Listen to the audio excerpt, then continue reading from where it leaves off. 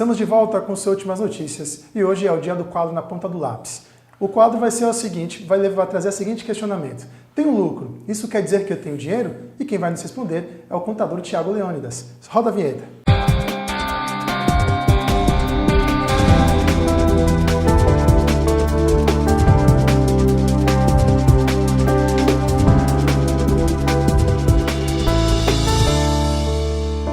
Como eu disse, Thiago Leônidas é o homem que vai ser o responsável para sanar nossas dúvidas. Ele já está aqui do meu lado. Thiago, uma ótima noite para você, tudo bem? Uma ótima noite, tudo bom, Lucas? Tranquilo. Não tão bem quanto você com esse belíssimo relógio dourado, sim. não, mas tô tranquilo. Mas tô tranquilo. Bom, gente, já vou começar assim. Thiago, tenho a minha empresa. A minha empresa teve lucro. Isso significa que eu tenho dinheiro? Não necessariamente.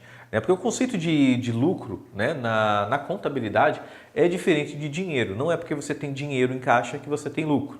Né? E não é porque você tem lucro que você vai ter dinheiro em caixa. Então, existem alguns quesitos, né, que vai dizer se você está tendo lucro ou não. Perfeito, Thiago. Então, não necessariamente lucro significa que o dinheiro já está disponível para o uso imediato, né? Exatamente. E aí vai trazer aquela discussão que nós já trouxemos nos quadros anteriores, que é sobre o lucro e o valor, né? Lucro e qual foi? O lucro e o prejuízo. Lucro e prejuízo foi. É isso. Aí já voltam os programas atrás, que aí você vai ter que ver a diferença. Aí, Thiago, eu já vou seguir uma pergunta. É possível ter lucro e o caixa está vazio? Sim. Porque assim, o lucro...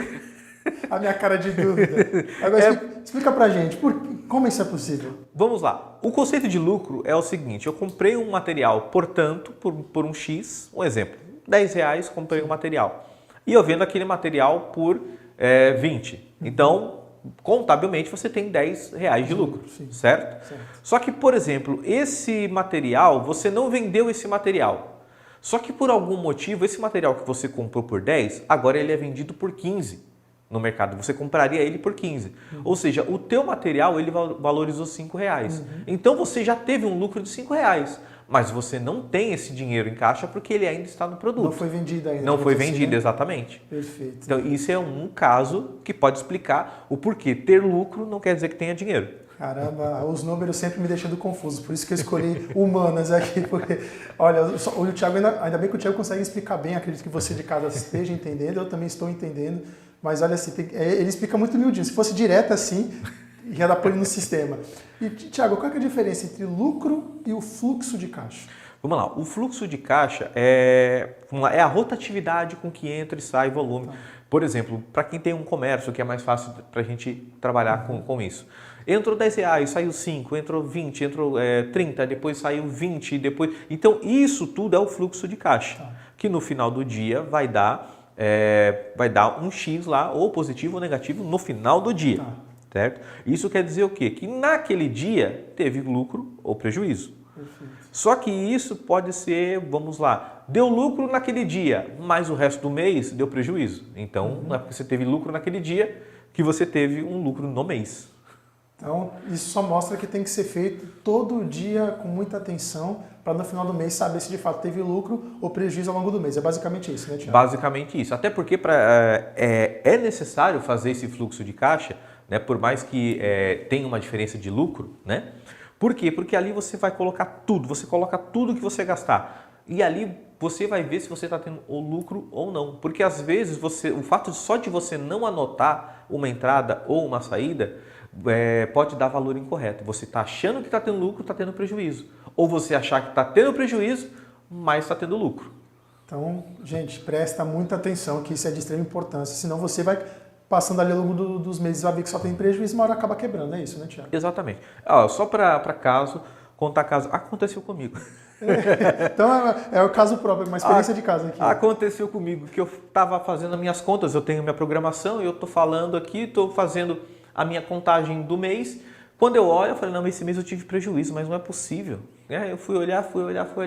Aí eu esqueci que eu tinha recebido um honorário de um cliente, coloquei lá, quando eu vi, aí bateu com o que eu estava programado. Então, assim, tá vendo? É a importância de você anotar tudo para saber ali a tua posição. Ou seja, tu teve a surpresa boa, então, não estava no prejuízo. Graças a Deus foi uma surpresa boa. O que muita gente quer ouvir, chegar no final da conta, sobrou um pouquinho, não faltou. Aí, Thiago, tem como eu distribuir o lucro da empresa, mesmo se eu não tenho dinheiro em caixa? É possível fazer isso? É possível, mas não é recomendado. Por que não é recomendado? Por quê? Quando o fato de você não ter o dinheiro em caixa, né, quer dizer que você não consegue apurar se está tendo lucro. E de repente o teu lucro, como eu citei o exemplo aqui, teu lucro está num estoque, está em algum bem, um imóvel, para as empresas que têm um imóvel próprio, o lucro da tua empresa pode estar no imóvel. Então, quando você distribui a divisão de lucros, você pode estar usando um dinheiro que você poderia usar para investimento. Então, não é recomendado. Então, apure sempre, né, antes de analisar, aliás, antes de distribuir o lucro, analise bem se você está tendo lucro ou prejuízo e aonde está o teu lucro. E aí, nessas assim que a pessoa, que o CNPJ, né, a pessoa que está na frente da empresa, não faz o controle, que ela pode ter lucro e dificuldade para pagar as contas. Né? Exatamente. A pessoa pode ter lucro e está com as contas todas atrasadas. Então, eu sempre vou bater nessa tecla, gente. Atenção, acabou o dia, conta, faz o papelzinho, não quer fazer no dia a dia? Faz na semana, para você ter o seu controle, poder chegar lá e fazer, e ver se precisa investir, ou se então ver aonde que está o furo do cano, né? Onde está vazando ali, para você não ficar no vermelho. Agora, Thiago, a gente sabe que, né, no dia a dia a relação entre cliente, né, entre CNPJ e cliente, às vezes pode gerar alguns problemas. E como é que eu posso fazer para a inadimplência do cliente não afetar o meu dia a dia ali durante o dia a dia ali na minha empresa? Vamos lá, é exatamente a questão que a gente acabou de dizer, de você anotar. Porque às vezes o cliente ele não te paga porque você esqueceu de cobrar ele. É verdade. É verdade. Eu estava pensando aqui, fazendo a matéria agora, estava me lembrando que uma época eu trabalhei numa corretora, né, que fazia empréstimos pessoais, e de repente ali estava tendo um prejuízo, e aí eu comecei a pegar ali o livro, né, o livro caixa, o livro diário, o fluxo de caixa, olhar, e quando de repente eu comecei a ligar para o pessoal, e o pessoal falava, olha, venceu dia 15, um exemplo, e ninguém me ligou, eu esqueci de pagar. E comecei a fazer essa ligação e deixar marcado para cobrança. Assim, para resumo da história, em um mês o caixa aumentou em 30%, só pelo fato de eu cobrar os clientes. Então, gente, sempre que você estiver ali, anote lá quem comprou a prazo, quem está parcelando, para você não esquecer de cobrar o teu cliente. Ou seja, muitas vezes o famoso devo, não nego, pago quando puder, é porque não foi nem avisado que tinha que pagar. Né? Exatamente, às vezes o teu lucro está aí. tá escondido entre os clientes que você não avisou que tem que pagar. Agora, Thiago, vou trazer um pouquinho mais para a questão do controle. Né? O que eu posso fazer? Não sei se tem algum programa, além do papelzinho, da caneta, do lápis, da borracha. Quais controles financeiros me ajudam a entender essa diferença do lucro e do dinheiro disponível e que podem me ajudar a não entrar numa maré vermelha? Vamos lá. Primeiro que a gente falou do fluxo de caixa, né? Anotar. Tem programa, tem planilha que você baixa na internet. Também um controle do teu estoque para quem é de comércio. O que é que você tem em estoque para vender, para comprar? Porque às vezes tem um produto que está lá há anos, você acaba esquecendo ele lá e ele é parte por mais que ele está ali, enquanto ele não sai, ele é parte do dinheiro da empresa. Então, ter esse controle de estoque, você também pode baixar uma planilha assim na internet e também, se a empresa tiver imóvel, também fazer o controle do imóvel, porque tudo isso faz parte do dinheiro da empresa.